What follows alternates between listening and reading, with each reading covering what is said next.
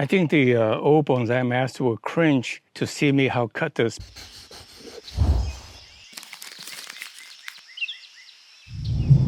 Hi, I'm miltonchang of Bonsaiheirloom. So today I work on this juniper, which I dug up from a neighbor, 35 years ago. And I planted into this shallow pot. Soon after, maybe I put it in a growing pot for 5 years or something. After I dug it out when it came to alive, when I knew it's for sure it's alive, I put it in this pot because I like the design of it. And it was growing in a narrow strip. You know, when people build a wall, they have a little narrow strip for a little brush. And the man did not want the juniper, so he wanted me to get rid of them. It looked pretty sparse and not much, but I somehow fall in love with this tree. And so this is one of it. I have 2 or 3 of this, that collection. And so every opportunity is an opportunity to collect some material for bonsai. It doesn't look good, but think additive. Just look for something basic. And then if you add to it, you eventually create something really nice. So again, it didn't grow much. It probably thickened from this thickness to this in about 25 years. It could have been a lot thicker if it's grown in the ground. Probably it would be this thick by now. It would be even more magnificent tree. In fact, if I really like to, which I won't do, is to plant this tree back into a big nursery growing pot. And I tell you, this tree, and then continue to work on the leaves, I think it will be really, really a museum piece because you would have thick and then the right design. So with that in mind then, let me see what I need to do. So this the tree, like this is sticking up a little bit. I probably should anchor it down to create a pad that's about here. And then this one I already pulled down before, and I just removed the wire. You can see when I remove the wire, it bounced back a little bit. So I will create a pad here. And then you can imagine this part will come out to create a pad like this. And then this one will create a pad like that. And this one will have a triangle like that. And then this will go back a pad like that. So in the next rendition, you can see that's what I envision the tree will become eventually, and that's what I work towards.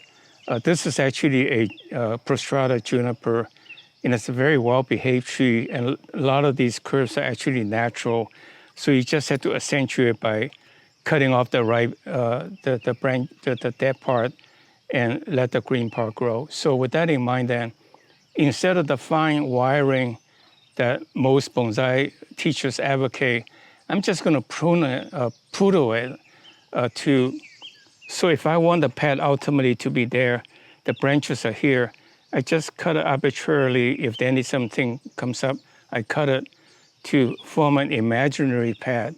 And eventually all the branches will grow up to become the imaginary pad. And then I'll go in and cut off the redundant branches. So it's not like, you know, the gap was filled by a branch going this way. Everything should be going synergistically towards the light. So with that in mind, then fairly quickly, I will clip it to poodle it to approximately the right pad position and size, and then anchor it down to where I want the pad to be positioned approximately for the overall design to follow the vision that I have for the tree. So with that in mind, then I just keep going fairly quickly. Like I imagine this branch to be coming down like this, right? Maybe a little bit towards this side. So basically, I don't want something that tall, so I just cut it off, and that's the pad. It's not a perfect pad, but it will grow into a perfect pad eventually, see? So that's the pad right there. You can see that pad is so beautifully done. And then I can usually pull off the branches below because you don't want any branches below. And so then all the energy will be focused going onto the top to create the pad quicker. And like this one, you can see it's out of space. I think I'd rather have a pad coming out a little bit like that. So I just cut it off here.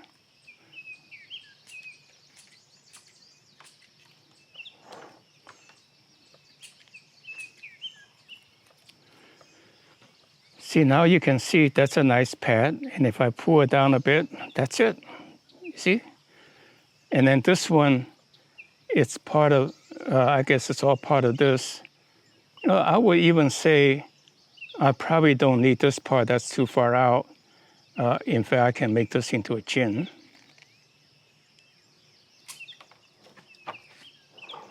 So here is a simple plier. I don't need expensive gardening tools, but I do need to get good pliers. These are not stainless steel, but it's actually chrome coated, so which is somewhat water resistant. You want to wipe it after you're done with it. But you can see that's a nice clean chin, right? Just took me a minute. And then this one, kind of wanting to be like this.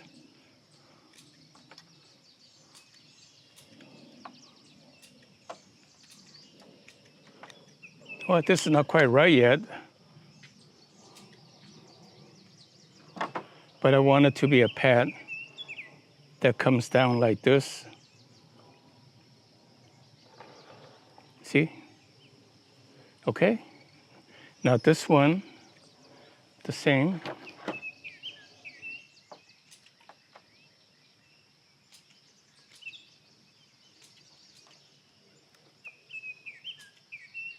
I think the old Bonsaimaster will cringe to see me how cut this, because at the end it will be all brown points, but it will soon heal over. You won't see it. And then this one is going that way. Something should come out this way. So I would leave a little room for it to become another pad this way. And so now let's say this is a dominant one. Let me work from the apex first. So here's the apex.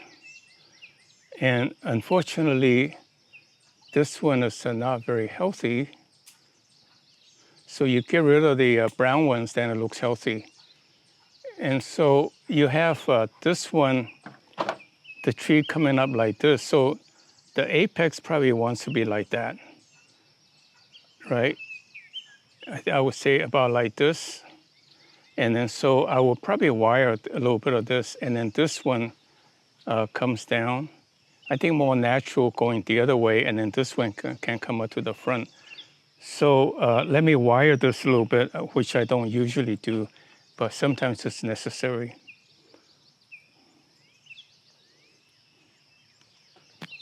Couple of things. One is that you can see there's a kind of a wimpy curve. So you want to make it a little bit more angular to give us some masculinity. I'm sorry to use the word, but sometimes it's necessary. And so you can see you have someday you'll have a branch coming up this way, and then this is the top apex, and then it comes down. I hope this one will grow to become that way, or this one can come down this way to fill that hole. But in the meantime, it's okay. Just imagine if a 1 gallon tree with a trunk about this big, this much growth, at the end of a season, it will be this big, which means don't worry about it. This is just puny right now, but it will grow to a pretty good size at the end of the growing season. So I want the apex to be one of those here.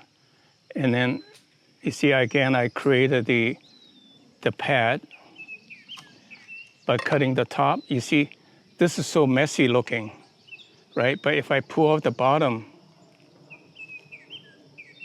and I spread out that little bit, so I can have something to play with later, you can see this is instantly a very nice pad at the right angle towards the back.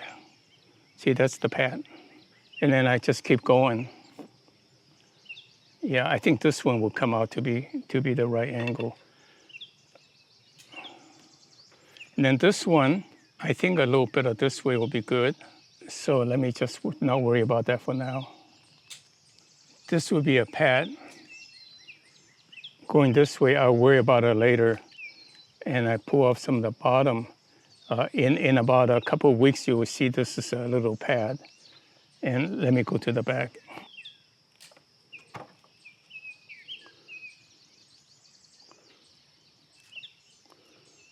So this will come out this way, this will come out that way.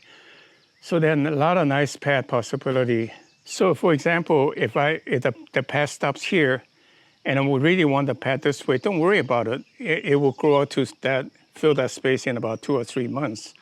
So eventually you have it, but you just got to get it started at the right location first.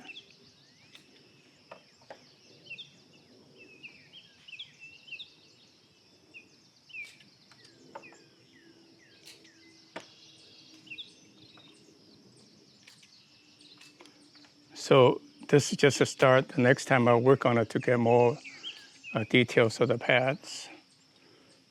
Basically, I'll go around and create all of the pads and in rough form and in rough shape and rough size, very rough size, and then let it grow out the next time. I haven't been working on this tree for at least 2 or 3 years. That's why it's a kind of a messy. And then they started to grow better when I used the fish and kelp fertilizer, starting to grow faster. So this is all just the beginning of the process. So the next time when I come work on it, the pads will be a little bit more towards the right position. Then I work on it, then it'll be more and more towards the right position. Then eventually be all correct. So I'm just gonna create pads where I think it ought to be, not in exactly the right shape yet, but eventually they will. I'm basically pulling back the bottom ones, pulling off the bottom ones, and then make the top, clip it to, pull it to rough. I twisted this one so that this branch can go downwards, and with a little bit of wiring, guided wire, it will be that. So the tree is like as it grows, it kind of droop down. Whatever you do, you have to be able to tell a little bit of a story.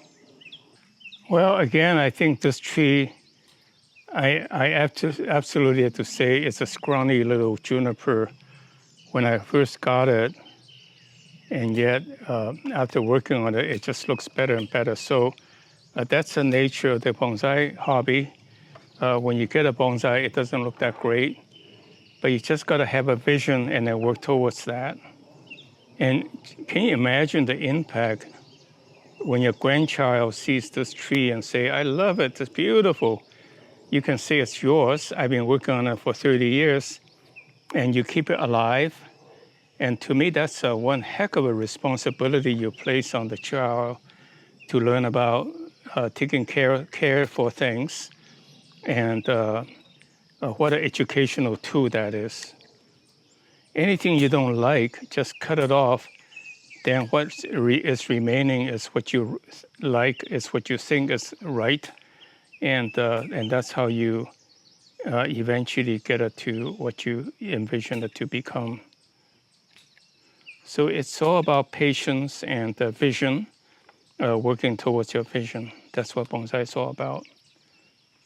And it's not going to be perfect, and it's not going to be perfect the next time, but after 5 times of clipping towards what you consider as perfection, it eventually became that definition of the perfection. So that's the beauty of bonsai. Sorry to ramble, but I just love bonsai. You know, patience and vision, and work towards your goal. Begin with the end in mind, as Covey says. So the vision that I'm working towards is that there will be a pad here, right? And then there will be a pad here, maybe down a little bit, and then this pad down a little bit. And I can later on use guide wire to pull them down as aging. And you can see this is the pad, the apex. So this tree is coming up like this, the apex, and then this goes down. And I can pull this off. Right, so this is pretty much the tree, and then this would be another pad here.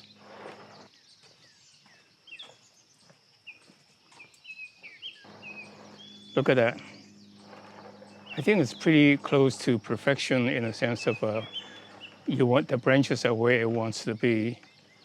So this is the tree. Again, in summary, this is a prostrata juniper from a neighbor's yard where he had a retainer wall and a little narrow strip with a half a dozen of these junipers growing. He didn't like it, so he gave it to me. It was a skinny juniper about this size. I grew up maybe for 5 years in a growing pot. This is about 30 years later, and you can see the trunk is not horribly thick.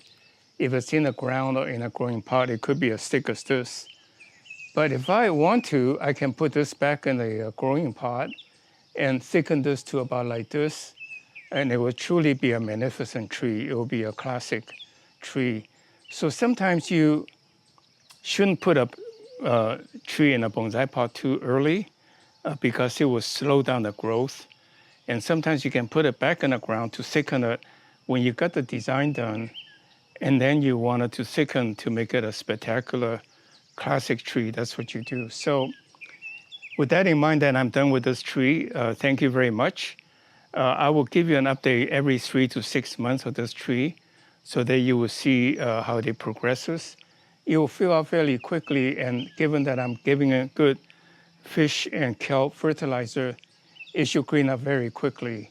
So see you. Thank you for watching. Click like if you like this video, and subscribe to our channel so that we can notify you of any new products and new announcements. Well, thank you very much, and see you next week.